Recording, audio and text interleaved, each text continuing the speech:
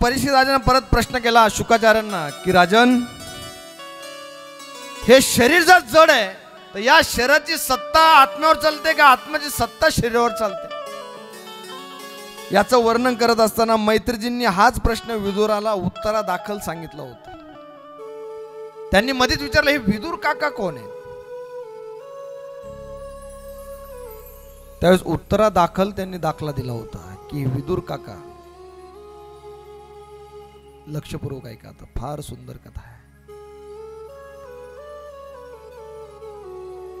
विदुर काकांचं हे पात्र असं आहे ना महाराज, हे इतकं शांत पात्र आहे. आपण नाही म्हणत का, माणूस लहान जरी असला तरी याला अनुभव फार आहेत.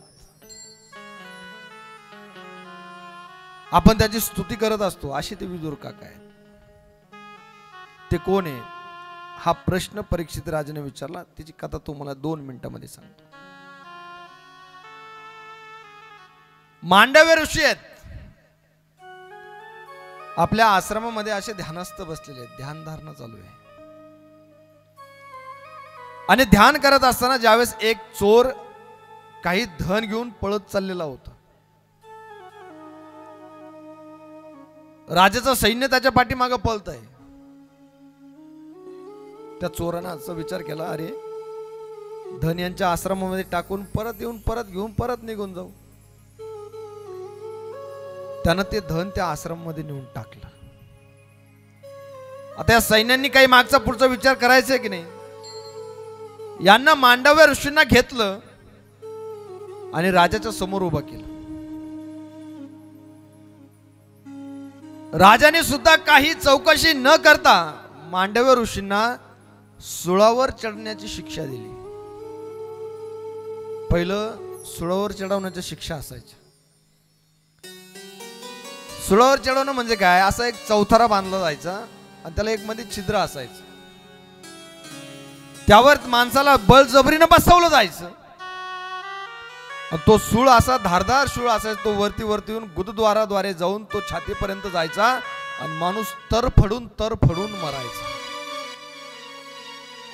याला म्हणतात शुळावर देणं. आता अशा शिक्षाच राहिलं ना. अशा जर शिक्षा असत्या तर बदनापूरची घटनाच घडली नसती.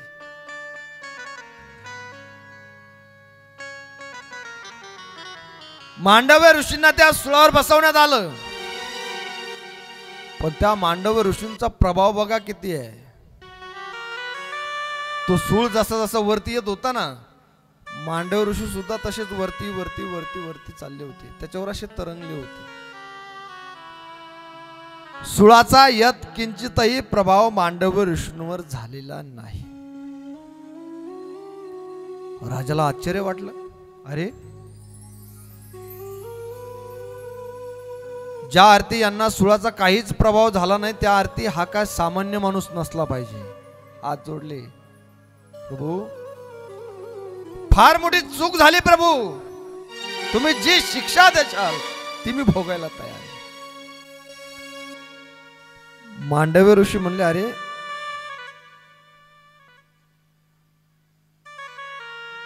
तू मला शिक्षा देणारा कोण? पण मला आता यम धर्माकडे गेला पाहिजे. कारण यमानं मला एवढी मोठी शिक्षा दिलीच कशी? मी मागचे 7 जन्म बघू शकतो. त्या 7 जन्मामध्ये मी काहीच पाप केलं नाही, तरी सुद्धा मला एवढी मोठी म्हणजे सुळावर बसवण्याची शिक्षा यमानं दिलीच कशी? मांडव ऋषी यम धर्माकडे गेले.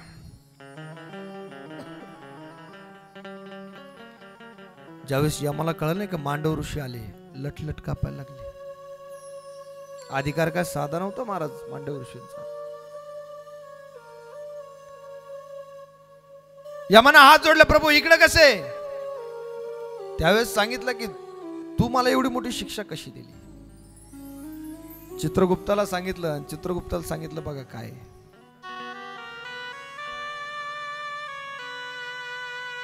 चित्रगुप्तानं सांगितलं की हे लहान होते आणि लहान असताना फक्त काय करायचे, एक फुलपाखरू होतं, फुलपाखरू त्याला असं धरायचे आणि मागून ते काटा टोचायचे, बाबळीचा काटा असतो ना तो काटा टोचायचे. फक्त काटा टोचला म्हणून त्यांना सुळावर चढवण्याची शिक्षा मिळाली. लक्षात येतंय? आज आम्ही काय काय पाप करतो महाराज, लक्षात घ्या तुम्ही. आम्हाला सगळे भोग भोगायचेच आहे. केले कर्म झाले त्याची भोगा आले, उपजले मेले असे किती, सगळे भोग आम्हाला भोगायचेच आहे. आणि शास्त्रात असं सांगितलंय बरं का, की एकदा का माणसाचा अंतविधी झाला का लगेच त्याला जाळू नये, त्यांचा अंतविधी करू नये. का? कारण चित्रगुप्ताचे 2 दूत तो आत्मा न्यायला मृत्यू लोकांमध्ये येत असतात. जवळजवळ 1.25 तासाचा वेळ लागतोय त्यांना. आणि परत तिथं गेल्यानंतर चित्रगुप्ताच्या द्वारे ते चेक केलं जातं की हे तेच आणलं का दुसरं आणलं. जर दुसरं आणलं तर परत ते आणून सोडलं जातं त्या शरीरामध्ये. मग याच्या जवळजवळ 2.5-3 तासाचा वेळ निघून जातो. तर बघा तुम्ही, आमच्या आजूबाजूला बऱ्याचशा अशा घटना कितक्या घडलेल्या आहेत. डॉक्टर सांगतात पाहुणे रावळे बोलून घ्या, यांना घरी घेऊन जा. सगळी तयारी होते, घरी गेल्यानंतर असे म्हातारीला असं ठेवलेलं असतं, म्हातारी परत उठून बसते. हे का माहितीये? त्याला हेच कारण आहे.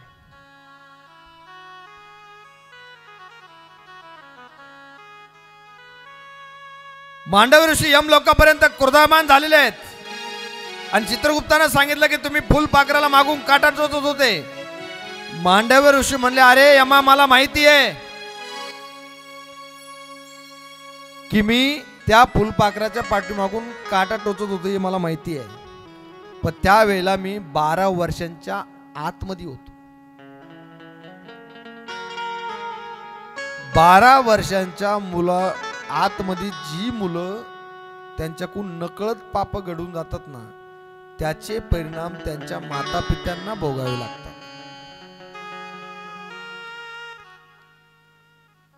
मी लहान होतो, तुम्हाला एवढी मोठी शिक्षा दिलीच कशी? जा, आज मी तुला शाप देऊन टाकतो की तुला पुढच्या जन्मामध्ये दासी पुत्र व्हावा लागेल.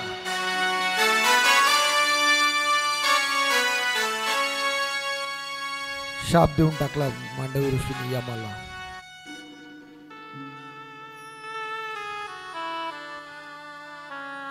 आता कुणाच्या दाशीचा मुलगा झाला माहितीये पुढच्या जन्मामध्ये? लक्षपूर्वक ऐका. शंतनू नावाचा राजा आहे. त्या शंतनू नावाच्या राजाची पत्नी सत्यव्रती. आणि या सत्यवतीला 2 मुलं आहेत. एक विचित्रवीर्य आणि दुसरं चित्रांगण. एक वेळी एक चित्रांगद नावाच्या राक्षसाने आक्रमण केलं आणि चित्रांगदाला मारून टाकलं. त्याचं काय लग्नही झालं नव्हतं. आता त्यांच्यातला एकच राहिला. कोण? विचित्रवीर्य. आता त्याचं लग्न करायचं.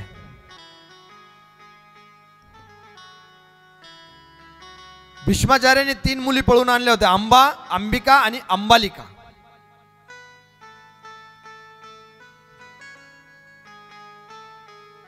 तर ती पहिली काय म्हणली अंबा, की भीष्माचार्य तुम्ही मला आणलंय ना, तुम्ही माझ्या संग लग्न करा.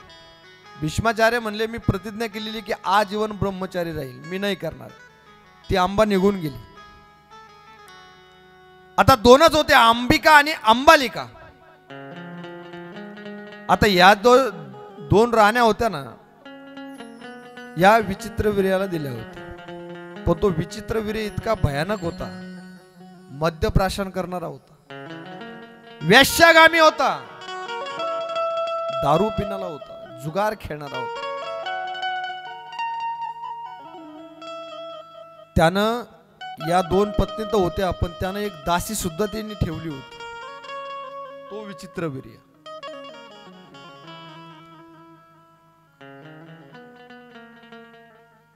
एक दिवशीचा प्रसंग असा झाला की त्याला राजक्षय नावाचा आजार झाला आणि तो मरून गेला. पोटी मुलबाळ नव्हता. आता काय करायचं? ती सत्यवती राणी जी होती ना, तिनं व्यास मुनींचं ध्यान केलं. व्यासमुनींनी सांगितलं होतं तू फक्त माझी आठवण जरी काढली ना तरी मी त्या क्षणाला वायू वेगानं तुझ्या समोर येऊन उभा राहील.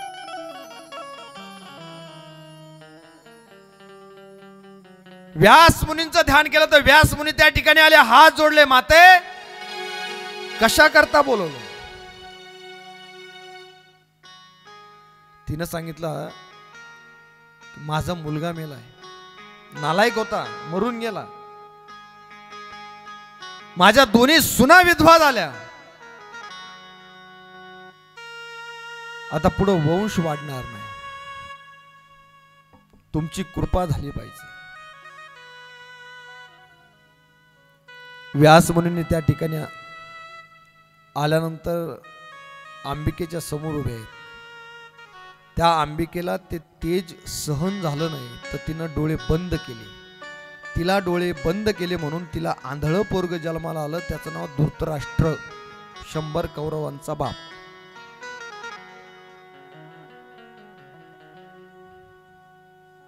अंबिकेला सहन झालं नाही म्हणून तिला आंधळं पोरग जन्माला आलं, त्याचं नाव धृतराष्ट्र. अंबिकेला सुद्धा ते सहन झालं नाही, तिने डोळे बंद केले उघडले, डोळे बंद केले उघडले, म्हणजे तिला पांढरं पोरग जन्माला आलं. त्याला पांडुर नावाचा आजार होता, तो पंडू राजा, पांडवांचे बाप. पण तिसरी जी दासी होती त्या ठिकाणी तिला ते सहन झालं म्हणून तिच्या पोटी हरिभक्त परायण पोरग जन्माला आलं, त्यांचं नाव विदुर काका. हे विदुर काका आहेत. विदुर काका काय साधे नव्हते, यमाचा अवतार होता तो. एक पद होतं त्यांना, सल्ला मसलत करायचं, म्हणजे धृतराष्ट्राला सुद्धा सल्ला देण्याचं. म्हणजे तिघ भाऊच झाले बरं का आता, धृतराष्ट्र, पंडू राजा आणि विदुर काका.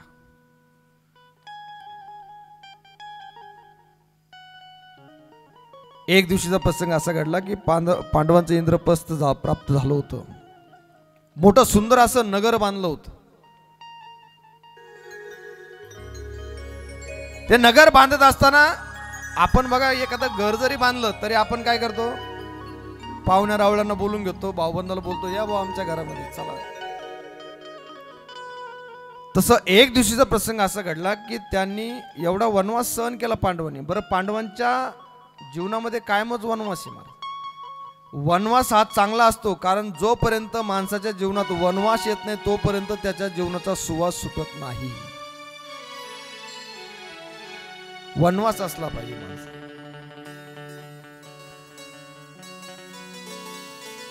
पांडवांनी महल बांधला, अद्भुत महल आहे, इतका सुंदर महल त्या ठिकाणी उभा आहे. कौरवांना बोलवलं. आता तो जो दुर्योधन होता ना, हा दृष्ट होता. दुर्योधन त्या ठिकाणी आल्यानंतर ते अद्भुत महल बांधला, आश्चर्यचकित झाला. आश्चर्यचकित झाल्यानंतर आतमध्ये प्रवेश करणार, तर एका दासीने सांगितलं तुम्ही आतमध्ये जाऊ नका, पाणी आहे पडशाल. बर, काही माणसं अशी असतात कुणाचंच ऐकत नाही. ते आपण नाही म्हणत का बांधावरचा आर्डर तळू, काय म्हणते त्याला, कोणाचंच ऐकत नाही. ते म्हणे मला एका दासीने सांगावं. ती दासी एक काच होती, बरं ती अशी फडची सारखी दिसायची, पाण्यासारखी दिसायची. दुर्योधनाला तिने सांगितलं की इथं फडची आहे, पाणी नाही आहे. दुर्योधनाला वाटलं पाणी असून सुद्धा ही फडची सांगते, तरीच उतरला. पण ते पाण्यात पाणी नव्हतं, ती फडचीच होती, काची सारखी फडची. सुंदर अद्भुत महल होत. तसाच पुढे गेला तर एक असं पाणी होतं आणि पायरी सारखा आकार होता त्याला. ते पाणी दिसतच नव्हतं, पायरीच दिसायची. त्यानं त्या पायरीवर पाय ठेवला, जसा पाय ठेवला तसा पाण्यात खाली पडला. आता पाण्यात खाली पडल्यानंतर वरच्या बाल्कनीमध्ये द्रौपदी होती, ती हसायला लागली. काय म्हणली माहितीये, द्रौपदी फक्त म्हणली की अंधे का पुत्र अंधाही होता है. एकच शब्द वापरला तिने, आंधळ्याचं पोरग आंधळ. अहो त्या दुर्योधनाला राग आला ना. बदला घेईन म्हणे याचा, लक्षात ठेव. कारण या दुर्योधनाने आतापर्यंत सगळ्यांना त्रास दिलेला आहे, पांडवांना आयुष्यभर वनवास, पण तरी सुद्धा ते देव जो होता ना श्रीकृष्ण परमात्मा, तो पांडवांच्याच बाजूने थांबायचा. का? कारण पांडव मातृभक्त होते, पितृभक्त होते, भगवान परमात्म्याच्या शब्दाच्या बाहेर कधी गेले नाही. काय वनवास आहे महाराज, पहा ते पांडव अखंड वनवासी, परी त्या देवासी आठविती. आयुष्यभर वनवास होता तरी सुद्धा त्या ठिकाणी देवाचा धावा सोडला नव्हता. महिलांनी सुद्धा काही शब्द तोलून मापून असे वापरले गेले पाहिजे. कारण कैकेयीने 2 वर मागितले तर अख्खं रामायण घडले एका महिलेमुळे. आणि द्रौपदी फक्त काय म्हणली, आंधळेचं पोरग आंधळ, तर अख्खं महाभारत घडलं. लक्षात ठेवा. दुर्योधनाने सांगितलं याचा बदला घेईन म्हणून दुर्योधन त्या ठिकाणी द्यूत खेळण्याकरता बोलवला. द्यूत म्हणजे जुगार. लक्षपूर्वक ऐका बरं. पांडवांना द्यूत खेळण्याकरता बोलवलं. तुम्ही म्हणशाल महाराज देव सुद्धा जुगार खेळायचे का? ते तसं नव्हतं. पूर्वीचं असं असायचं की सगळेच युद्ध लढाई करून जिंकले जात नव्हते. काही युद्ध असे पण होते की एखाद्या राजाने जर दुसऱ्या राजाला द्यूत खेळण्याकरता जर बोलावलं तर जावं लागायचं, जर गेलं नाही तर पराभव मान्य करायचा. म्हणून पांडवांना द्यूत खेळण्याकरता बोलवलं. जरासंधाच्या हाडाच्या कवड्या केल्या. आणि आपण बघा ते श्रीकृष्ण मालिका बघितलेली बघा, एक पात्र होतं बघा, ते काय असे बोट फिरवायचं. त्या पात्राचं नाव काय? आपल्या चांगल्या परिचयाचं आहे, मामा. आपण काय म्हणतो, हालय शकुनी मामा आहे. ते तरबेज होतं कवड्या टाकायला. पांडव बसलेले आहेत, सभा भरलेली आहेत, धृतराष्ट्रवरती आहे, कृपाचार्य आहेत, भीष्माचार्य आहेत, सगळे त्या ठिकाणी बसले आहेत. विदुर काका सुद्धा त्या ठिकाणी आहे. ज्यावेळेस पांडवांना बोलवलं, सगळे पांडव आले. एक एक पांडव पणाला लागलेले आहेत, एक एक पांडव.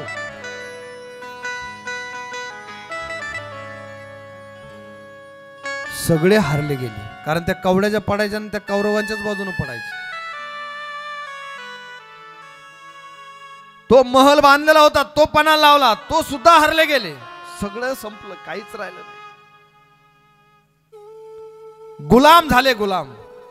म्हणून मी प्रत्येक वेळेस म्हणत असतो की कधीच कोणाचा गुलाम व्हायचं नाही. माणसाने एकच दिवस जगायचं, पण वाघासारखं जगलं पाहिजे.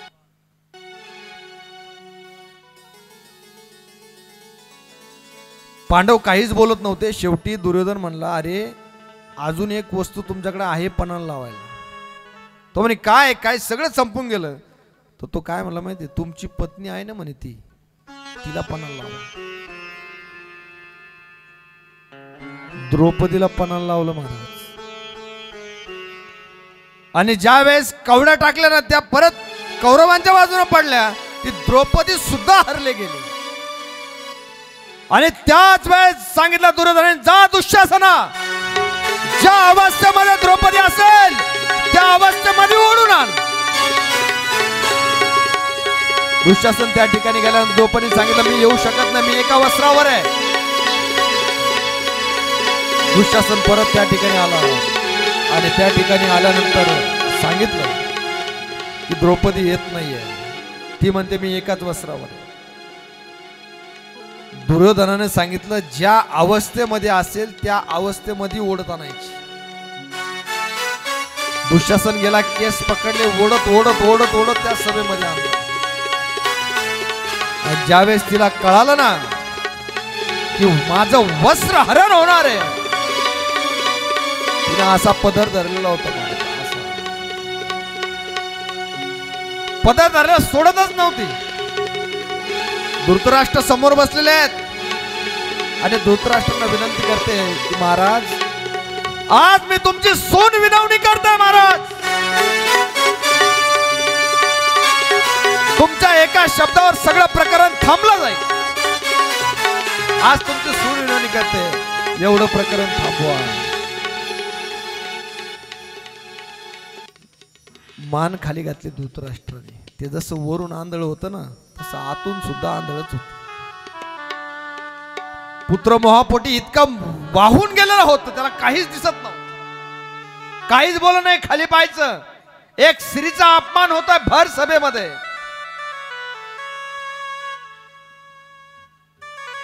त्या द्रौपदीने असे पदर पकडलेला होता, सोडत नव्हती. दुःशासन साड्या ओढतोय आणि मग ती विनवणी करायला लागली कृपाचार्यांची, भीष्माचार्यांची. भीष्माचार्य तुम्ही तरी काहीतरी करा. मला सांगा भीष्माचार्यांमध्ये ताकद नव्हती का? थांब दुःशासन एवढा शब्द जरी उच्चारला असता सगळं प्रकरण थांबलं असतं. पण काय करणार, अन्न कौरवांचं खात होते.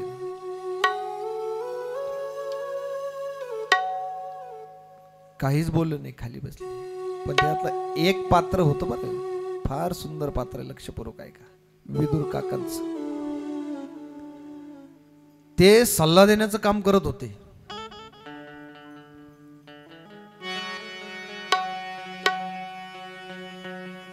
त्यांनी सांगितलं अरे दुर्योधना, हे जे तू काही करतोय ते साप चुकीचं आहे, हा अधर्म आहे.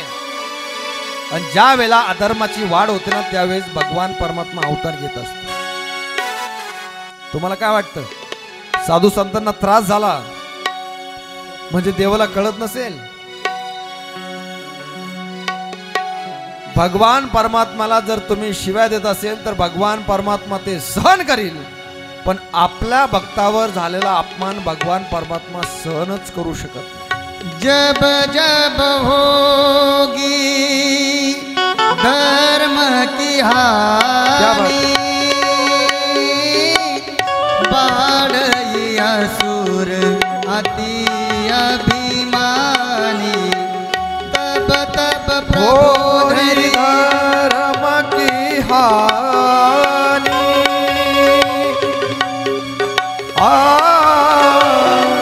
बहु सुदशरथ. जब जब होगी धर्म की हानि, बाढ़ई असुर अति अभिमानी, तब तब प्रभु धरि ताली बजाओ, ताली ताली.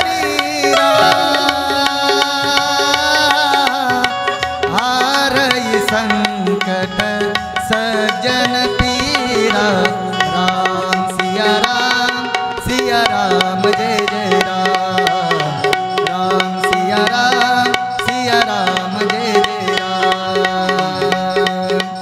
जब सियावर रामचंद्र भगवान की जय. अधर्माची वाढ झाल्यानंतर भगवान परमात्मा अवतरित होत असतो. आज विदुर काका त्या ठिकाणी उभा आहे. दुर्योधन म्हणतो अरे हे तू चुकीचं करतोय, अधर्म करतोय. पण तो दुर्योधन काय म्हणला, हे भिकारड्या, सुलत्याला म्हणला, हे भिकारड्या, लाज वाटत नाही, आमचं खातो आणि आम्हालाच उलटतो, लाज वाटत नाही. अख्ख्या सभेमध्ये विदुर काकांचा अपमान झाला. दोन पात्र आहेत, एक रामायणातलं एक भागवतातलं. रामायणामध्ये ज्यावेळेस बिभीषणानं सांगितलं अरे रावणा, गवताची काडी दातामध्ये धर, सीता मातेला रामप्रभूंच्या स्वाधीन कर आणि स्वतःचा उद्धार करून घे. रावण खाली आला, ताड ताड ताड चालत आला, त्या बिभीषणाच्या कमरात लाथ घातली. काही दिवसामध्ये रावणाला संपून टाकलं. आज विदुर काकांची परिस्थिती तीच आहे. विदुर काका सुद्धा त्या ठिकाणी आहेत. नाही नाही ते बोललाय तो, काही दिवसामध्ये संपून टाकले सगळे कौरव. मी सांगून गेलो की भगवान परमात्मा स्वतःला शिव्या द्या सहन करील, पण भगवान परमात्मा भक्ताला दिलेल्या शिव्या कधीच सहन करणार नाही.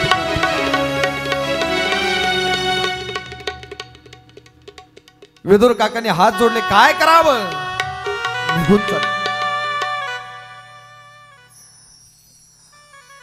द्रौपदीने काय विचार केला असा हा पदर पकडलेला होता. आता कुणाला सांगू, विदुर काका सुद्धा निघून गेलेले आहेत, नाही आहेत. आणि मग विचार केला अरे माझा कन्हैया आहे ना, असे हात जोडलेले होते. मला माहिती आहे माझा कन्हैया येतोय, पण हा विश्वास आहे बरं, हा विश्वास आहे. ज्यावेळेस असा पदर धरलेला होता ना, सोडतच नव्हती. भगवान परमात्मावर विश्वासच नव्हता तोपर्यंत, फक्त धावा करत होती. कोठे गुण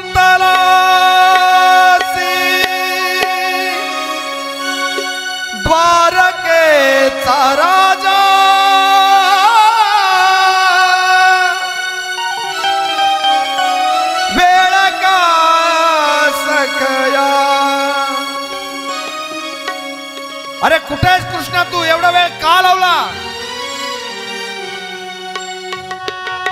कृष्ण परमात्मा येत नाही, धावा करते. जेवण करत होते, रुक्मिणी माता जेवण वाढत होती. रुक्मिणी मातानं बघितलं, कहो तुम्हाला लाज वाटत नाही? तिकडे तुमची भक्त तिकडे तुमची विनवणी करते आणि तुम्ही खुशालीचा जेवत बसला, लाज नाही वाटत? कृष्ण परमात्मा म्हणले त्याची काळजी करू नको, चपाती वाढ. का माहितीये? विश्वास नव्हता, विश्वास.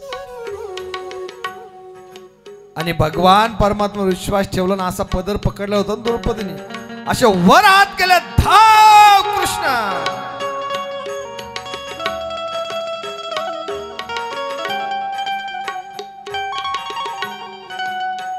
कृष्णाची विनवणी केली, विश्वास ठेवला. अरे विश्वासाने बोलवलं तर देव येतो महाराज. तेरा साथ निभाएगा, क्या बात. तेरी बिगड़ी बनाएगा. राधे राधे. विश्वास जरूरी है. ताली बजाओ, ताली ताली. विश्वास जरूरी है. वाह. विश्वास जरूरी है. बजाओ. वाह. ताली ताली ताली. श्री राधे.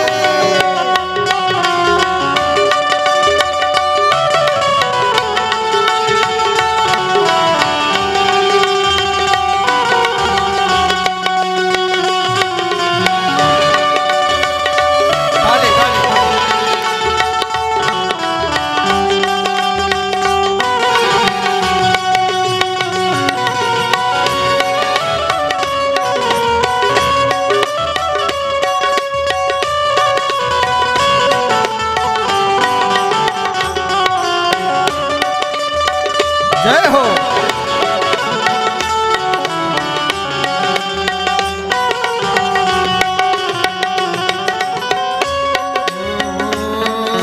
जिस दिन से भी तू सच्चे मन से इसका हो जाएगा, उस दिन से तू तेरे हल पर इसका अपना पाएगा.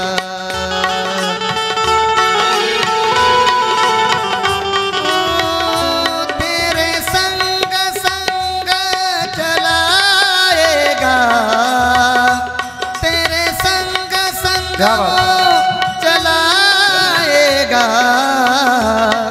विश्वास जरूरी है. विश्वास जरूरी है. तेरी बिगड़ी बनाएगा. तेरे साथ साथ वो चलाएगा. विश्वास जरूरी है. श्री राम जय राम जय जय राम. श्री राम जय राम जय ओ जय राम. श्री राम जय राम जय जय राम. श्री राम जय राम जय जय राम. श्री राम जय राम जय जय राम. ताली, ताली. श्री राम जय राम जय जय राम. ओ श्री राम जय राम जय जय राम. श्री राम जय राम जय जय राम. श्री राम जय राम जय जय राम. श्री राम जय राम जय जय राम. श्री राम जय राम जय जय राम. श्री राम जय राम जय जय राम. ताली, ताली. श्री राम जय राम जय जय ओ राम. श्री राम जय राम जय जय राम. श्री राम जय राम जय जय राम. श्री राम जय राम जय जय राम. श्री राम जय राम जय जय राम. श्री राम जय राम जय जय राम.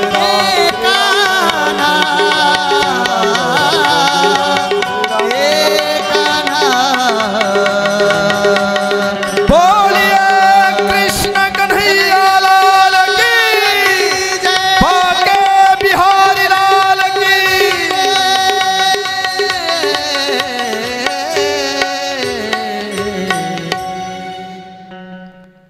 हा विश्वास आमच्या ठिकाणी असला पाहिजे महाराज, भगवंताला प्राप्त करून घेण्याचा. कौन कहते हैं भगवान आते नहीं. किती सुंदर प्रकरण आहे. कौन कहते हैं भगवान आते नहीं, द्रौपदी की तरह तुम बुलाते नहीं.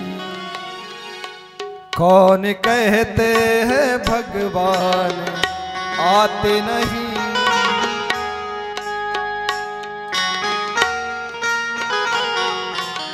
द्रौपदी की तरह तुम बुलाते नहीं. हे आम्हाला विश्वास सांगतो महाराज. देव येतो. देवाना तिकडूनच ऑर्डर सोडून गरुडाला बोलावलं, सांगितलं जा तिकडे माझी भक्ती द्रौपदी विनवणी करते, जा तिला वस्त्र पुरव. आज तिचं वस्त्र हरण होत आहे. गरुड त्या ठिकाणी आलेला होता. गरुड निघाला, पण गरुडाचा वेग सुद्धा भगवान परमात्माला कमी वाटायला लागला. गरुडाचा वेग किती ऐकायचं तुम्हाला.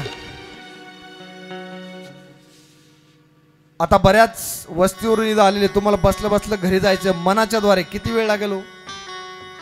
तुमच्या मनात आलं, तुम्ही घरी गेले. तुमच्या मनाच्या 10,000 पटींनी जास्त वेग त्या गरुडाचा आहे. त्या गरुडाचा वेग सुद्धा भगवान परमात्माला कमी वाटायला लागला आणि भगवान परमात्म्याने स्वतः वस्त्र अवतार धारण केला आणि द्रौपदीला वस्त्र बोलवले. हा असतो आमच्या ठिकाणी असताना भगवान परमात्म्याबद्दलचा विश्वास, याला म्हणतात. द्रौपदीला वस्त्र पुरवले. त्यानंतर सांगितलं गेलं 12 वर्ष पांडवांना वनवास भोगावा लागला. 1 वर्ष अज्ञानवासामध्ये. पांडव वनवासाला निघून गेल्यानंतर विदुर काकांनी सुद्धा ठरवलं की आता आपलं सुद्धा इथं काय. विदुर काका सुद्धा निघून काहीच ठेवलं नाही. विदुर काका सुद्धा बोलले होते एक वेळ. पांडव म्हणत होते की आता तुमच्या म्हणण्यानुसार आम्ही वनवास भोगलाय, आता आम्हाला निदान 5 गावं तरी राहायला करता, एखादं राज्य तरी राहायला करता द्या. दुर्योधन म्हणला मिळू शकत नाही. 5 गावं तरी द्या, आम्ही 5 भाऊ 5 गावामध्ये राहून आमचं चांगलं काहीतरी करू शकतो. ते सुद्धा देणार नाही. निदान 1 गाव तरी दुर्योधन, 1 गावच काय, पण सुईच्या टोकावर बसेल एवढी सुद्धा जमीन मी पांडवांना देणार नाही, हा दुर्योधन म्हणायचा. लाक्षागृहामध्ये ज्यावेळेस पांडवांना जाळण्याचा आणि मारण्याचा प्रयत्न झाला होता, त्यावेळेस विदुर काकांनी सांगितलं दुर्योधना हे तुझे काही करतो नाही, साप चुकीचा आहे. खालच्या भाषेत बोलला दुर्योधन त्यावेळेला. जड अंतकरणाने घरी आले विदुर काका. त्यांच्या पत्नीचं नाव सुलभा. त्या सुलभाला म्हणतात, सुलभा मला दुर्योधन फार बोलला ग. पुतण्या बोललाय ना, फार बोलला. एखादी दुसरी पत्नी असती तर म्हणली असती जाऊ दे आपण दुसरा मालक बघू, द्या सोडून. पण ती सुलभा आहे. परमार्थाला जी सुलभ करते तिचं नाव सुलभा आहे. ती काय म्हणली माहितीये, प्रभू भगवंताच्याच मनात नसेल आपण त्यांच्या घरी काम करावं म्हणून. काय सुंदर प्रकरण. मग तोपर्यंत आपण काय करायचं, आपणही वनवासाला निघून जाऊ. जर पांडवच नाही तर आपल्याला काय करायचं. दोघंही वनवासाला त्या ठिकाणी जात आहेत.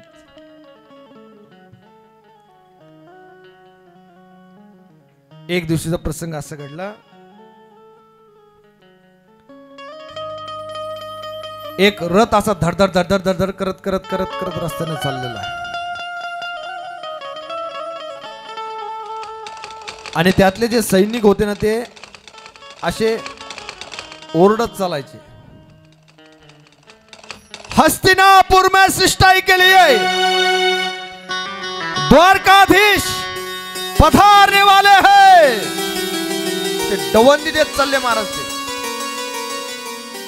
विदुर काकांनी आवाज ऐकला, अरे आपला कृष्ण या रस्त्याने जाणार आहे. विदुर काकानं पत्नीला सांगितलं की आपण तिथे हस्तिनापूर मध्ये नाही जायचं आता. मग तो देव याच रस्त्याने जाणार आहे ना, आपण याच रस्त्यावर बसून त्याचं दर्शन घेऊ. दोघांचे विचार आहेत.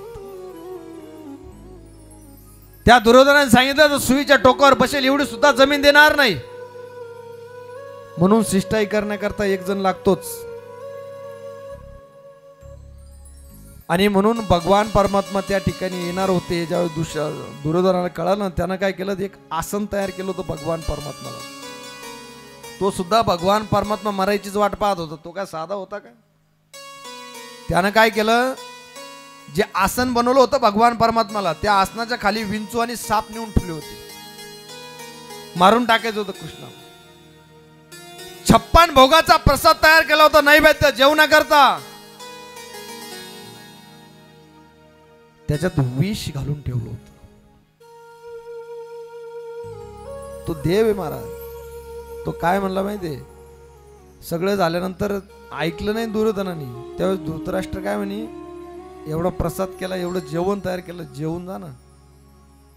कृष्ण कन्हैया म्हणले कि जो मेरे नहीं सुनता उनके घर में खाना नहीं खाता. त्या कृपाचार्य होते, भीष्माचार्य होते, ते म्हणले निदान आमच्या घरी तरी जेवण करून जा.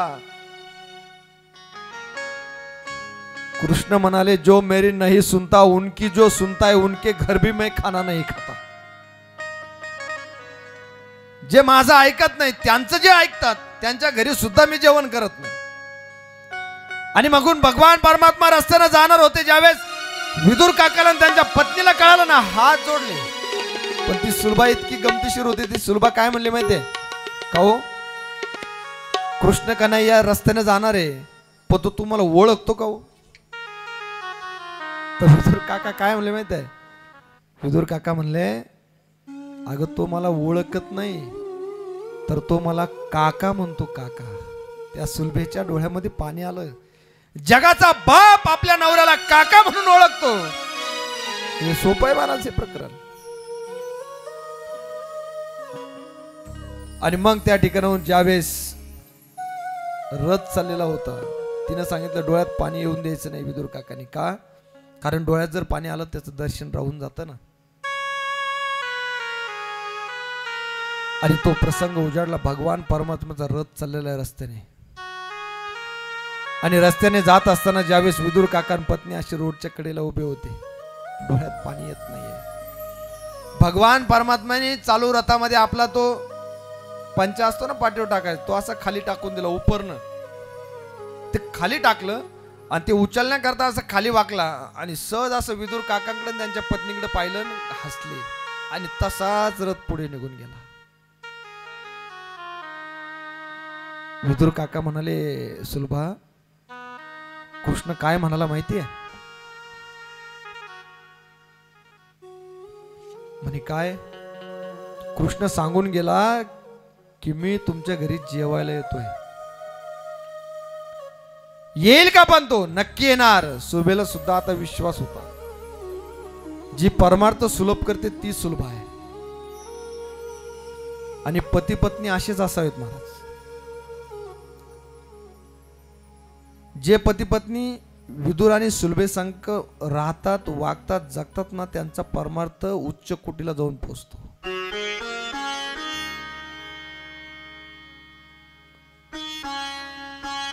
विदुर काका त्या ठिकाणी म्हणतात की अरे सुलभा रडायला लागली.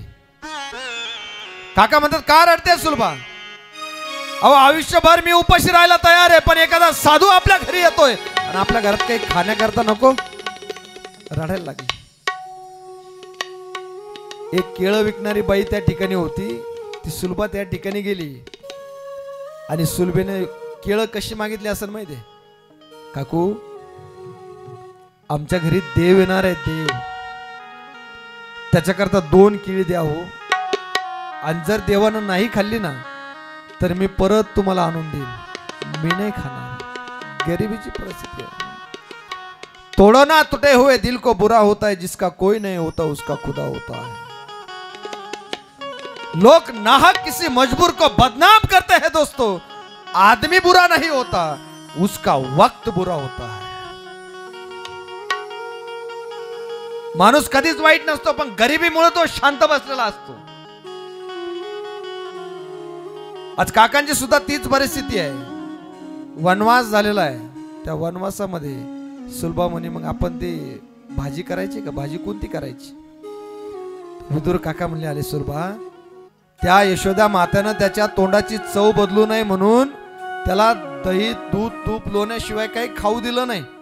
आणि आज आम्ही तुम्ही आपल्या स्वार्थ करता त्याला तिखट भाजी खाऊ घालायची. आणि मग त्या ठिकाणी दोघे आतमध्ये आहेत, ते विचार करतायत. विदुर काका म्हणले, आता मला तर असं वाटायला लागलं की तो येईल का? पण तो सुलभेला इतका विश्वास होता. सुलभा काय म्हणली माहिती? नक्की येणार. आणि दोघही वाट बघायचे. ते भजन करायला लागले, आतमध्ये चिंतन करायचे. भगवान परमात्मा, हरे कृष्णा कृष्णा कृष्णा कृष्णा कृष्णा हरे हरे हरे राम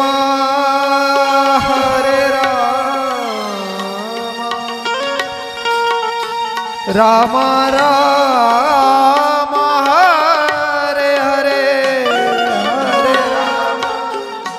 हरे राम. दोघेही भजन करायचे. त्या भगवान परमात्मा चिंतन करत होते की येणार देव, आमच्या घरी येणार. हा सुलभेला विश्वास होता. हा विश्वास आमच्या ठिकाणी असला पाहिजे होता. गरिबीची परिस्थिती महाराज, खायला काही नाही आहे, घरामध्ये अन्न नाही आहे, 12 वर्ष झाले वनवास चालू आहे, तरी सुद्धा त्या भगवान परमात्मा धावा करताय. आणि मग एक दिवस असं झालं की तो भगवान परमात्मा, आपण सुद्धा बघा लहान असायचो त्यावेळेस आपले आई वडील बाहेर गेले की मग संध्याकाळच्या टायमाला आई वडील यायचे. आपण भावंड घरामध्ये असायचो, आपण एकमेकाबरोबर भांडायचो. आपण काय म्हणायचो? ज्यावेळेस आई बाबा येतील ना त्यावेळेस मीच दरवाजा उघडणार. तसं त्या दोघांचे भांडणं चालू झाले. त्या दोघांचे भांडणं चालू झाले की मीच दरवाजा उघडणार.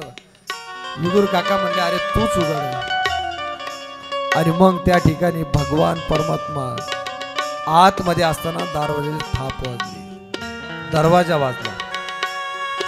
दोघांनाही त्या ठिकाणी दरवाजा उघडला. भगवान श्रीकृष्ण परमात्मा त्या ठिकाणी आलेले आहेत. बोलिए कृष्ण कन्हैया लाल की.